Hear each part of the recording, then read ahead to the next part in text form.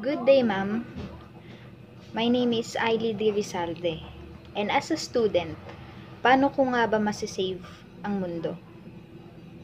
Here's my ways para makatulong na iligtas ang mundo.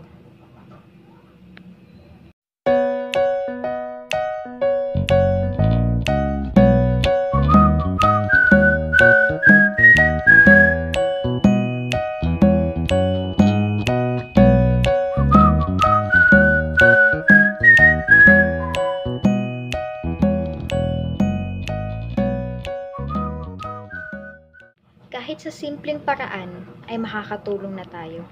Lalo na kung meron tayong disiplina sa ating mga sarili.